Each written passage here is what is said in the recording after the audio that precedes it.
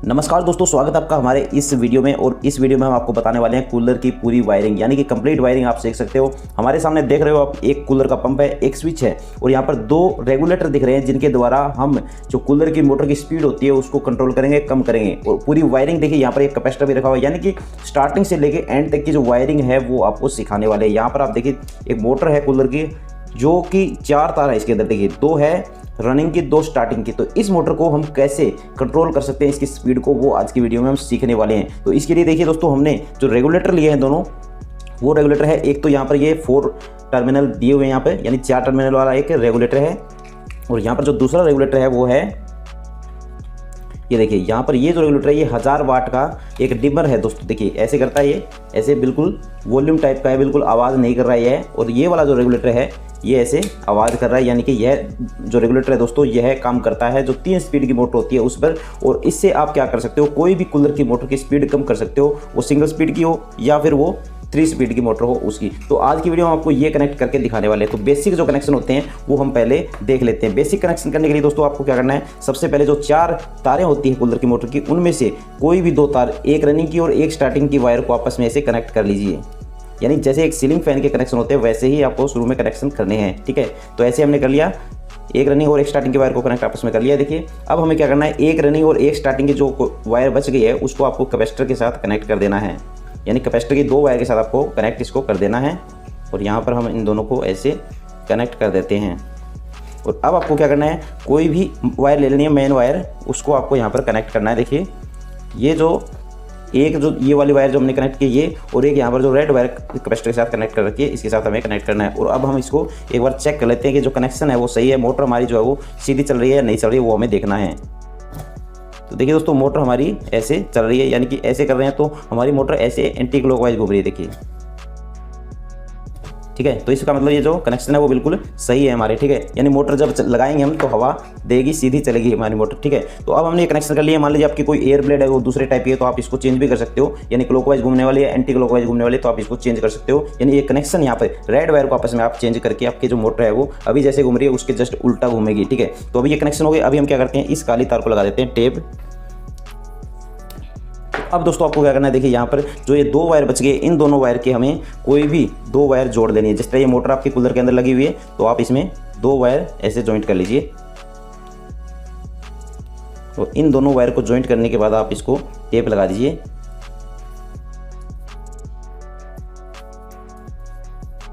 और अब आपको दोनों वायर को टेप लगाने के बाद क्या करना है वो आपको अभी बताते हैं। पहले इन दोनों वायर के टेप लगा दिए हमने, और अभी टेप लगाने के बाद पहले आपको एक काम कर लेना है कि जैसे हमने टेप लगाई है तो आपको ये जो दोनों वायर है किसी स्विच बोर्ड में डायरेक्ट चला के देख लेनी है, क्योंकि दोस्तों बाद में कनेक्शन में दिक्कत आ सकती है। इसलिए पहले हम यहाँ पर देखिए, ये स्विच बोर्ड हमारे पास, इस स्विच बोर्ड में हम ऐसे डायरेक्ट लगा के देख लेते हैं हमारी मोटर चलती है। देखिए हमारी मोटर चल रही है, ठीक है। तो अब ये इतने कनेक्शन हो गए, इतने कनेक्शन हमें समझ में आ गए होंगे आपको, देखिए, ठीक है।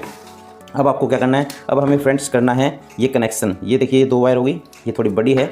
ये बड़ी इसलिए की है कि आपको ये वायर कूलर की मोटर जहाँ लगी होती है कूलर के अंदर, वहाँ से लेकर आपको लेकर आनी होती है, जो जहाँ पर ये रेगुलेटर लगा होता है, कम स्पीड करने वाला, कम और ज़्यादा को कंट्रोल करने वाला, उस तक आपको लेकर आनी होती है, ठीक है। अभी आपको क्या करना है, अभी आपको देखिए यहाँ पर मेन वायर ले लेनी है, जिसके द्वारा आप कूलर की मोटर को सप्लाई देने वाले हो। ये मेन वायर ले लेंगे, ठीक है। और इसके बाद क्या करना है आपको, यहाँ पर मेन वायर लेने के बाद जो ब्लैक वायर है यानी न्यूट्रल की वायर को आप यहाँ पर कनेक्ट कर दीजिए। जो ये दोनों तारें हैं, ये दोनों तारें हैं, इसके साथ आप इसको कनेक्ट कर दीजिए, ठीक है।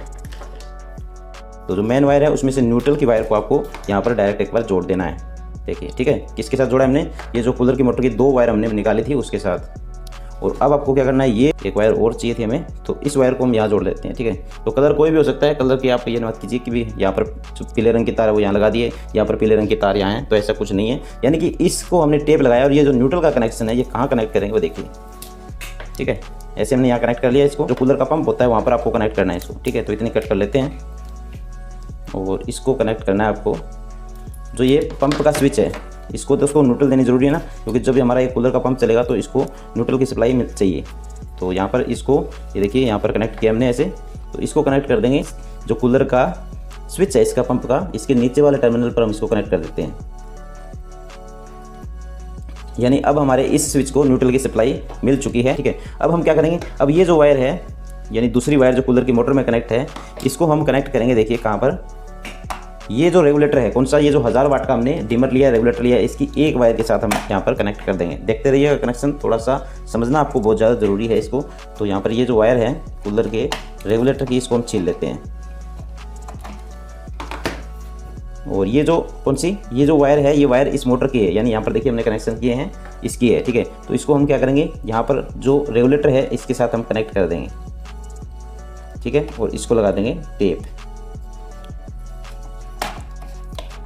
ठीक है। और अब देखिए हमें क्या करना है, जो कूलर का रेगुलेटर की एक वायर बची हुई है इसको कनेक्ट करना है यहाँ पर, ये जो मेन फेस की वायर है, जो डिमर की वायर है इसके साथ। यानी जब हम ऑन करेंगे स्विच, जब पावर सप्लाई देंगे इस कूलर को, तो सबसे पहले जो करंट है वो फेस जो है वो यहाँ पर मिलेगा, ठीक है। और न्यूट्रल जो है वो हमने डायरेक्ट यहाँ पर देखिए ये वाली वायर के थ्रू एक कूलर के पंप को और एक इस मोटर को यहाँ पर पहले ही डायरेक्ट दे चुके हैं। न्यूट्रल का कनेक्शन पहले कर दिया था, अब फेस के कनेक्शन कर रहे हैं। तो फेस का कनेक्शन के लिए देखिए यहाँ पर ये जो फेस की वायर है ये कूलर के डिमर को दे दिए। अब हमें इसमें एक वायर और ज्वाइंट करनी है, ठीक है। जैसे हमने यहाँ पर न्यूट्रल इसको दिया था, वैसे ही हम क्या करेंगे, फेस भी कनेक्शन इसको देने वाले हैं, देखिए। तो इसके लिए हम कोई भी आप वायर ले सकते हो, कलर कोड के हिसाब से भी कर सकते हो, लेकिन हम दोनों वायर यहाँ पर हमारे पास अभी पीले रंग की है तो हम पीले रंग वाली ही कनेक्ट कर रहे हैं। आप कलर कोड के हिसाब से भी कर सकते हो ताकि आपको याद रहे। तो यहाँ पर ये ऐसे हम कनेक्ट इसमें कर देते हैं। तो ये वायरिंग दोस्तों पूरी जो है वो, जो आपका कूलर का आगे कंट्रोलर लगा होता है, रेगुलेटर लगा होता है, वहाँ पर करनी होती है, ठीक है। तो यहाँ पर हमने क्या किया है, जो फेस की वायर है वो रेगुलेटर को दे दी है, और जो एक वायर है एक्स्ट्रा वायर जिसके द्वारा कूलर के पंप को हमें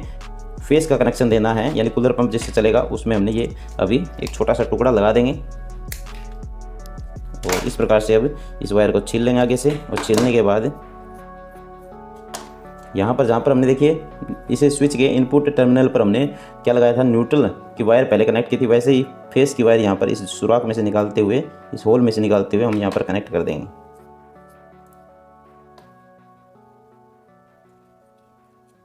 तो न्यूट्रल और फेस का कनेक्शन फ्रेंड्स इस कूलर के पंप के स्विच को यहाँ पर अभी मिल गया है, यानी कि पावर सप्लाई यहाँ पर इसको भी मिल गई है, ठीक है। तो कनेक्शन यहाँ पर पूरे हो चुके हैं, ठीक है। अभी हम क्या करेंगे, अभी ये जो स्विच है इसमें हम लगाएंगे कूलर के पंप की 2 तार, यानी जो लीड आती है कूलर के पंप की, इसको हम यहाँ लगाएंगे। इसके लिए हम थोड़ा सा इसको और छील लेते हैं और यहाँ इसको ऐसे लगा देते हैं।